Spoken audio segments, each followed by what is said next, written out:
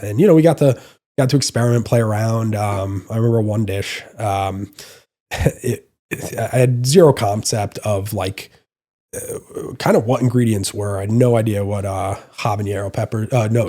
peppers were. Yeah. And I remember we were making tacos and I was like, oh, these look good. So, had the can of chipotle peppers and put I think 3 huge peppers in a dish that was, 4 or 5 servings. Yeah. And it became a competition of, can we even finish this? Yeah.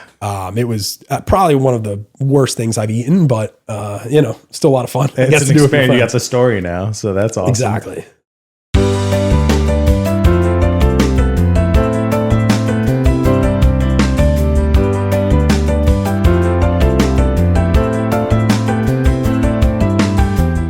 Hey everyone, welcome to Sounds of Health. This is the show where we share inspiring stories, meet incredible people, and share valuable resources to help you boost your physical, emotional, and financial well-being.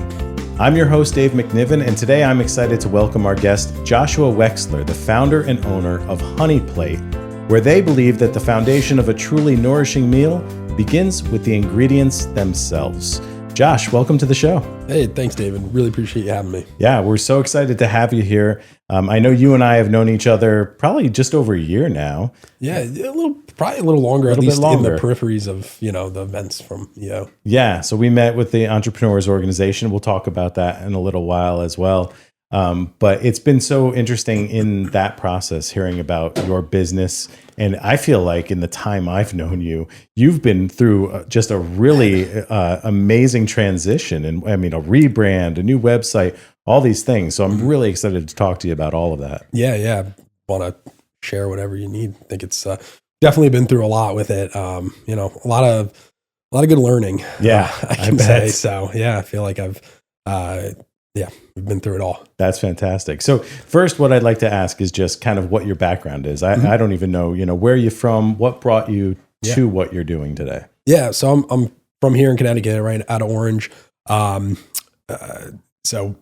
when I was growing up, was never really somebody who liked to cook at all. And then high school years was a little heavy. Decided I wanted to lose some weight and, started going to the gym. Started to cook for myself, and within that started to cook for friends as well.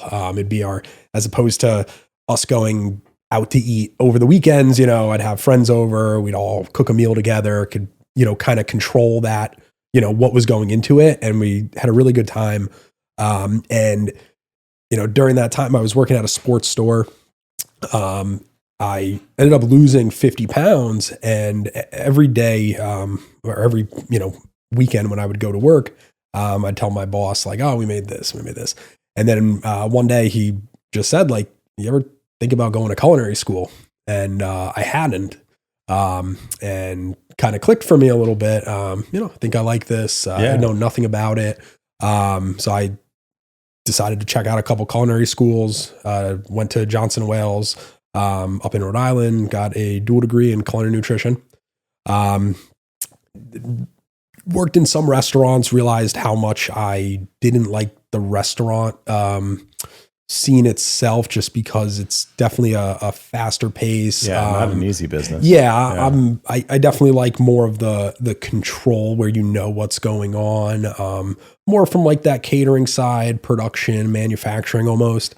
And came out of school, kind of already had a plan to do something on that meal prep end, and just jumped right into it. I think graduated in May, and by October, I think I had rented my kitchen, and now we just celebrated 10 years in business. Congratulations. Thank you. That's awesome. And throughout that, when I first started, I was very, I guess like weight loss and fitness focused within it. And then over the years, as I think I've grown, and as my customers have, as I've realized from my customers that we have a little bit wider of a niche than something so constricted.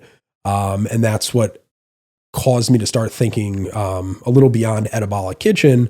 And that's what led to the rebrand to Honey Plate. Gotcha. So you started it 10 years ago as Edibolic Kitchen. Correct. And it was really a focus on athletes and people working out and things like that. That was definitely the goal, you know, saw us working more in that like fitness and sports realm.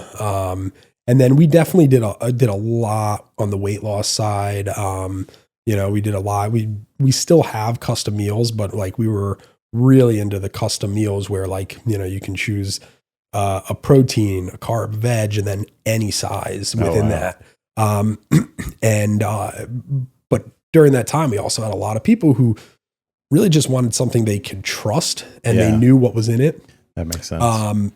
But they might not want something that was so restrictive. So, you know, we started enhancing our menu and adding new things. And then just over the years, especially, I mean, over the last couple of years, I've gotten married, gotten a house. We're expecting a kid in a couple months. That's awesome. Congrats. Thank you. And kind of through that, it even started changing it like shifted how I thought about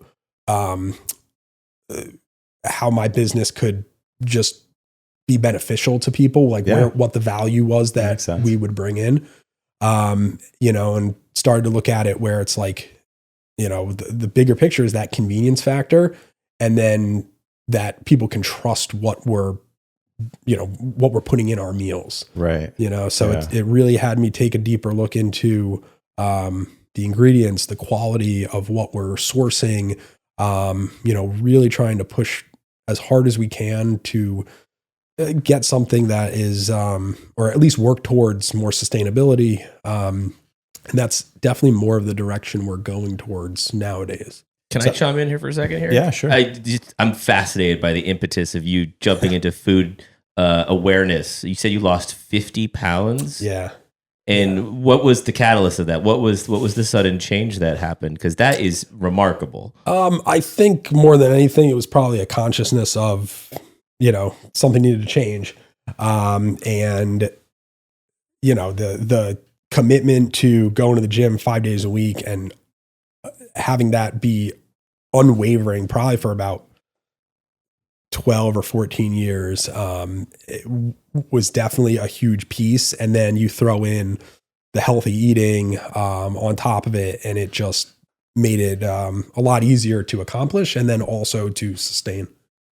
So I think it's amazing that you found this path at such a young age. So this all started when you were in high school. That's when you dropped that weight. You 16. Okay. So, and you had friends who enjoyed cooking. You guys like got together. You enjoyed cooking. Yeah, I think I know we enjoyed hanging out. Yeah, and you know, I think we were also kind of broke. You know, being at 16, you know, we had a car. We could go to the store, pick up $20 worth of you know, ingredients and make a dinner for, you know, 4 high school guys. Yeah. You know, so I think that was definitely the fun that everybody saw. And, you know, we got to experiment, play around. I remember one dish, I had zero concept of like kind of what ingredients were. I had no idea what habanero pepper, chipotle peppers were. Yeah. And I remember we were making tacos and I was like, oh, these look good. So, you know, had the can of chipotle peppers and put I think 3 huge peppers in a dish that was, you know, 4 or 5 servings. Yeah. And it became a competition of, can we even finish this? Yeah. It was probably one of the worst things I've eaten, but, you know, still a lot of fun. It's an experience. You got the story now. So that's awesome. Exactly. That's great. I mean, I just think it's awesome that you find a path like that at such a young age. We always make the joke that no one ever says that they want to be an insurance agent when they grow up. But I bet you there's people in your shoes, like people that want to run a kitchen, that want to provide healthy food to others. And it's awesome that it was something that you enjoyed and obviously are passionate about. Yeah. Absolutely. I think, you know, thankfully the passion stayed with me. The passion for business in general has definitely pushed me to continue growing in what I'm doing and get myself out of the kitchen, you know, because I think, you know, that's been really important to have. Erica is my executive chef, you know, and she stepped in and has taken over most of the like day-to-day kitchen stuff. I still handle like most of the recipe creation, but she pretty much handles everything else that has to do in the kitchen. And, you know, it allows me to get out, talk to customers, you know, and make sure that we're doing what we need to do as a company. Yeah. Build a business. Yeah.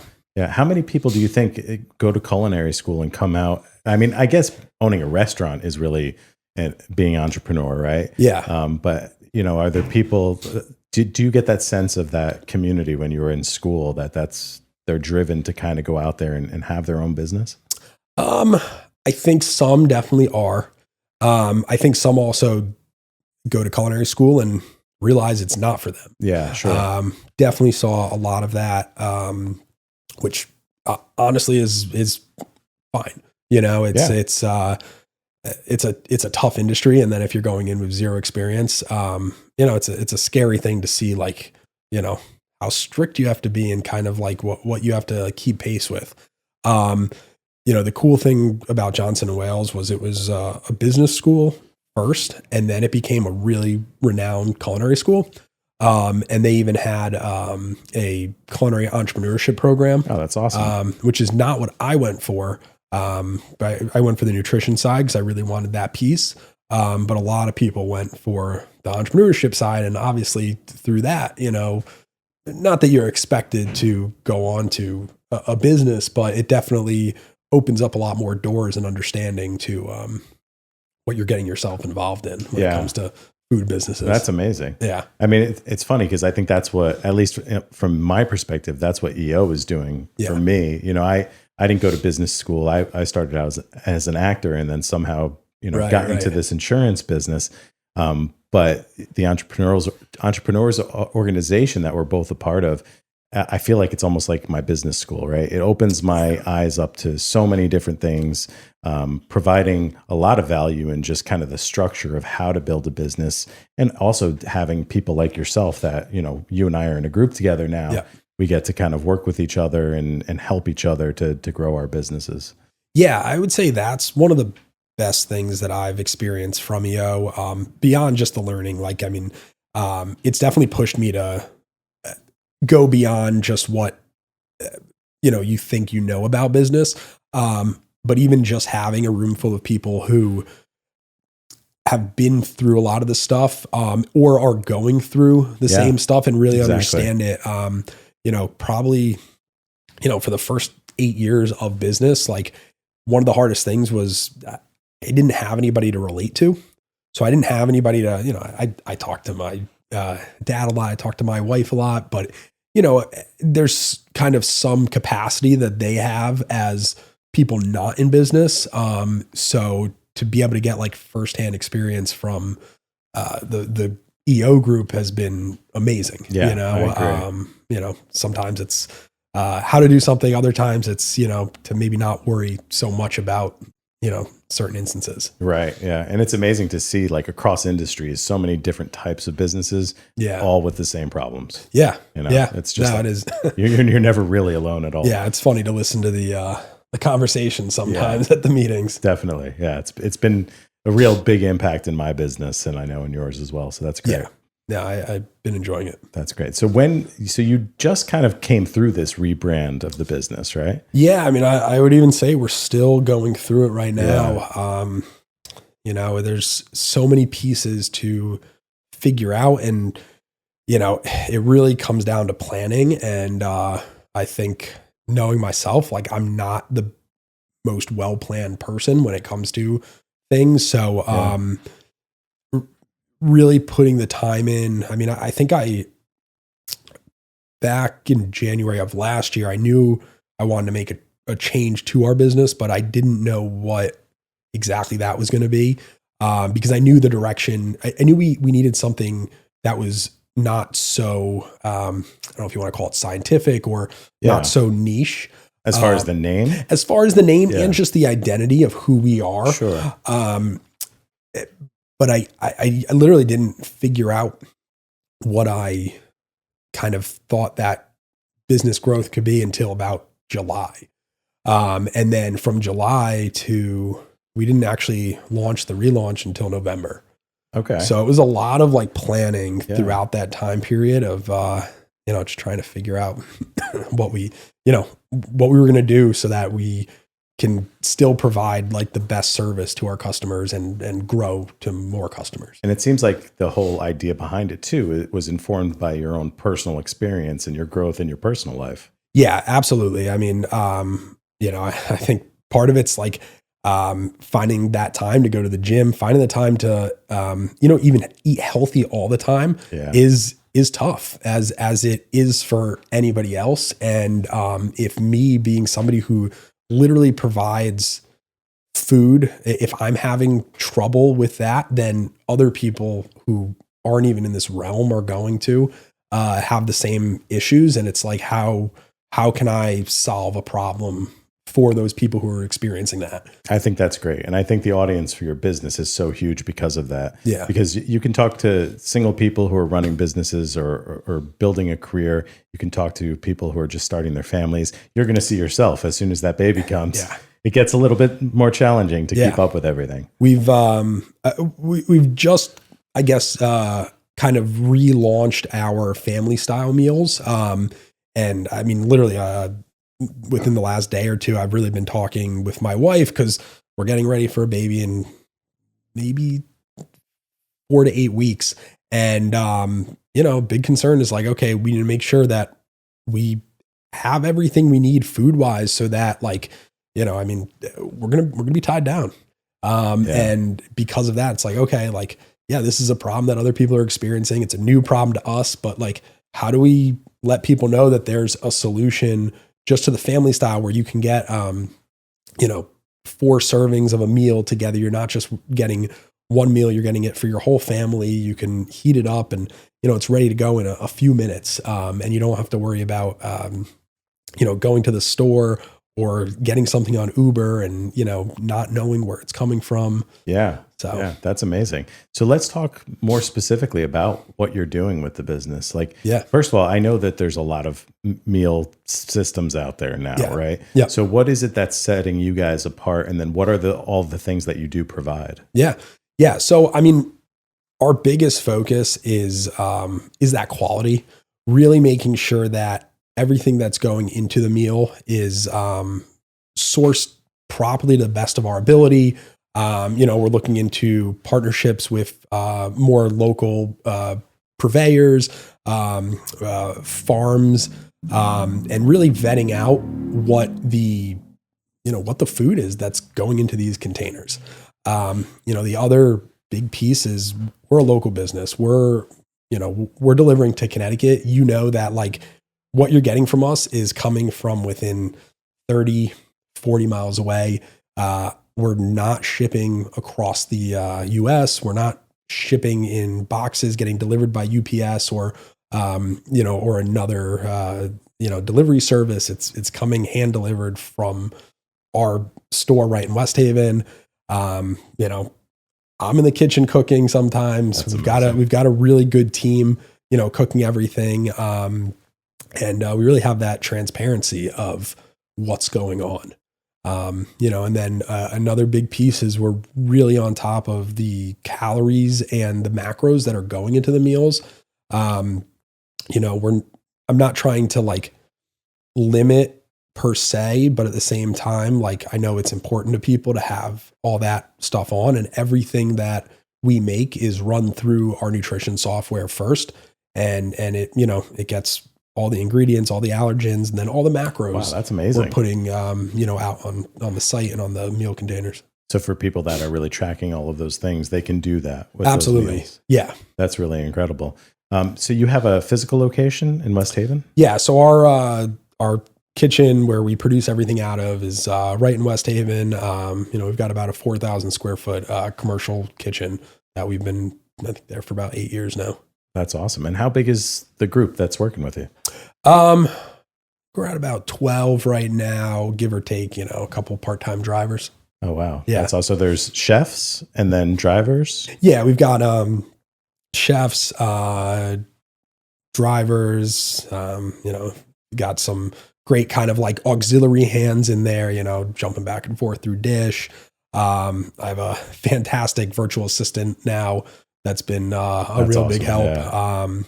Yeah. So we're still a pretty small team for what we're putting out, but it's, we're making do. Yeah. And you mentioned somebody else that's on the website too. Who else? That's your executive chef or? Yeah, Erica. Okay. Yeah. So she runs the kitchen. She's pretty much, she's that end of the line, making sure that our quality is at its highest. That's awesome. That if, something, everything's getting cooked properly, that nothing's getting sent out incorrectly. And, if we have to make changes, we do what we have to do. That's awesome.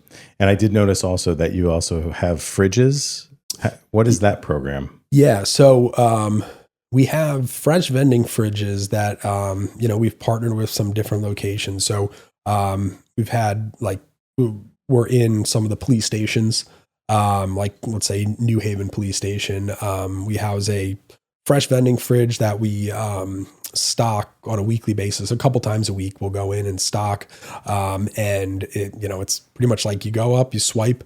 They're all RFID tagged, so it's like a userless market essentially, or like a store that doesn't have an attendant. That's amazing. And you can, we've got breakfast, snacks, dinners, lunches, all stocked in there for the cops. We also have a couple businesses that we work with, as well as we have some at our West Haven location that we're piloting a grab and go out of. Oh, so people can come to your location and just swipe and exactly. Go? Yeah. So we're open 7 to 7, 5 days a week. People can come in, they can, just see what we have stocked, grab what they like. We have our family style there. We've got our regular breakfast, lunch, dinner meals. We've got some drinks. That's amazing. Yeah. So it's been cool. And, we just launched the West Haven pilot location. But the other ones we've been running for a few years now. Really? Yeah. How many do you have in total? Do you know? We had 9 running, and then we're always moving some around here and there. Sure. The amount of people in a location is definitely, it's been a learning factor. Yeah. The New Haven PD, that's 500 people versus a more local one, which is 80, right. So we're kind of learning what works and what doesn't. But yeah, I think we have maybe seven running right now. That's awesome. Yeah. And then the bulk of your business is in the meal ordering and delivery service, right? Yeah, we do. Our bread and butter is definitely the home delivery service or pickup service, as with our pickup locations, which all kind of falls under the same thing, where you're going online, ordering for a week, or for a few days, and getting ahead of it that way, and just kind of planning what you're going to eat. That's amazing. Thank you. Now, I noticed just kind of going through the site, there's a nice variety of things. Is that variety always changing? Yeah. So we have 15 specials that come in and out every week. And that's between breakfast, chicken meals, steak, seafood, and some other snacks. And then we have some staples. And then on top of that, we have our family style, which are 4 portion meals. You can do the side portion of that, which is 4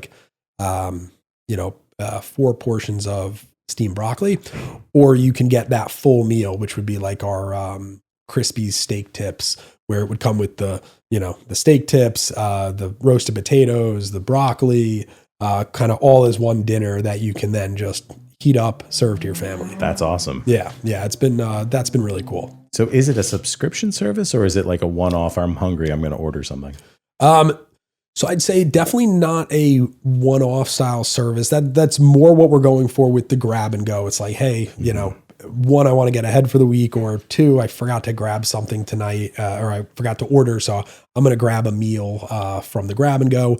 Our online is, you have the opportunity to subscribe, and there's a great savings to do so, where you can save up to 10%.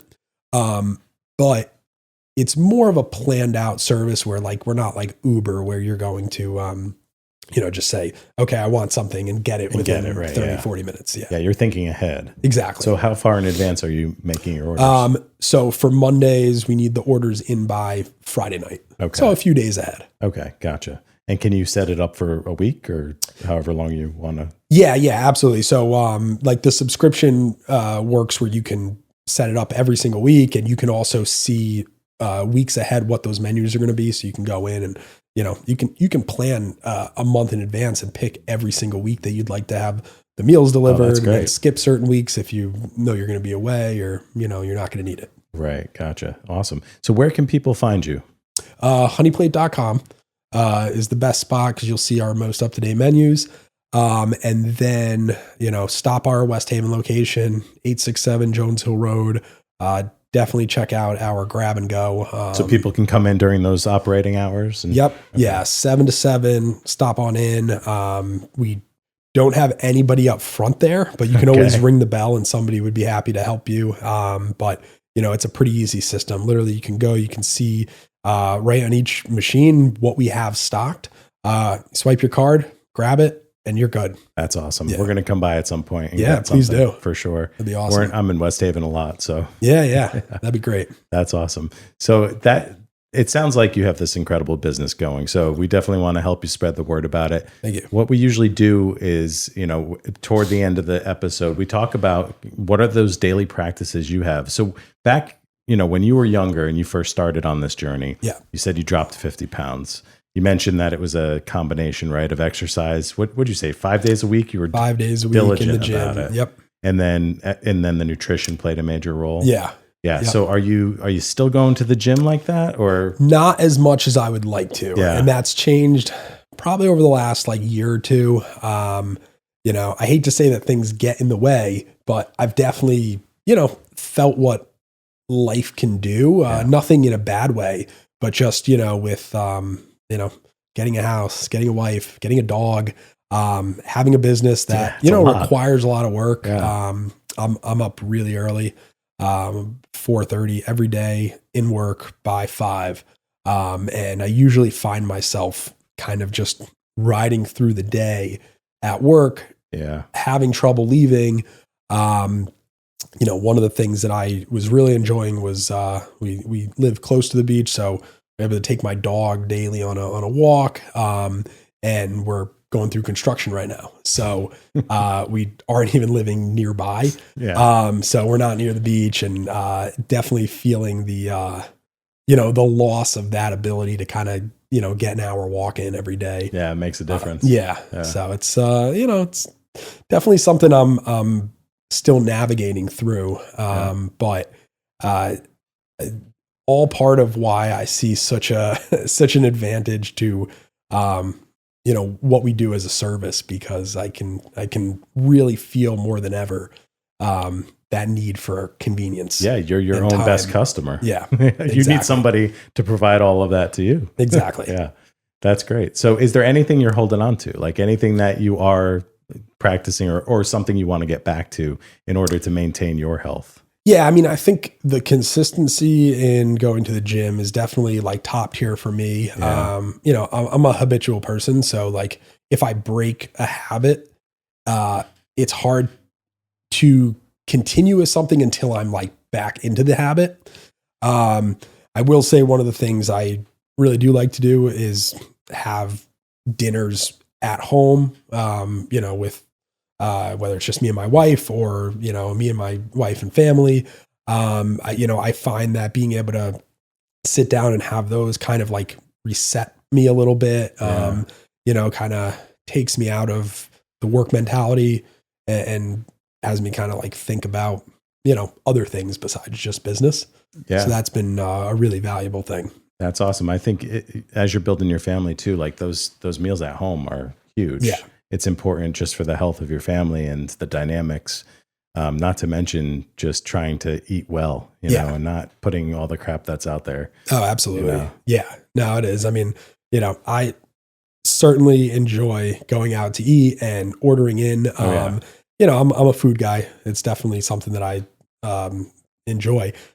But the feeling I get when I'm eating a home cooked meal or, one of our meals versus, a restaurant meal that's got a lot of grease, super heavy. There's a big difference there. You need a balance. You definitely do. Yeah. Now, actually, I do want to go back to one other question I had about all the sourcing that you're doing for the food, because you're saying you're doing it locally. It's all, Yeah, we're working into that. We've started working with like Baldor to get, so one of our beliefs is like the, what is it? The Dirty Dozen, Clean 15, and staying away from certain produce items that are going to be the highest in pesticides, while utilizing other ones like with thicker skin that aren't as aren't taking on as many pesticides. At least right now, so that we can because I want to make sure that we're not having to really drastically go up in price with what we're doing. So I want to find that like middle ground where we can still provide like really good quality, really good products, but not, eviscerate like our customers. Yeah, that makes a whole lot of sense. It's definitely a goal to continue to search out those like local partnerships. We don't have any local in place right now other than some conversations. But yeah, the Baldor has been a cool, cool place to order from because they do a lot of like, organic and some really good quality stuff. That's great. Yeah. But you're always on the lookout to. Oh, absolutely. Yeah. I think the next thing we're going to do is go like set up a booth at the Elm City farmers market and start doing something like that, because I think it'll be, it'll start to allow us to kind of like talk to some different places and, some different farms that are there as well. Yeah. Well, that's awesome, Josh. I think what you're doing is great. I think your company is awesome. I love the rebrand. I love Honey Plate. I know how much work that went into that website. Yeah. Definitely. So we have to encourage people. We'll try and get people over to the website, check out everything that you have to offer. Yeah. Thank you so much. Absolutely. And we appreciate you taking the time out of your day. I know how busy you are. So thank you for being here. Thank you for sharing your story with our audience. And happy to be here. This was great. Yeah, great. Well, definitely keep in touch. Thanks so much. Thank you, Josh. All right. Well, that's a wrap on another episode of Sounds of Health. Thank you all out there for listening. Please like, share, subscribe, even leave a review. We absolutely love it when we hear from our listeners, and we hope that you will continue listening and being an important part of our wellness community. I'm your host, Dave McNiven. I want to give a big thanks to our producer, Jason Carubia, and to Rob Hames for the awesome music that accompanies each show. Every week, we bring you the stories that inspire, empower, and help you upgrade your life. If you enjoy the show, don't keep us a secret. We'll see you next time.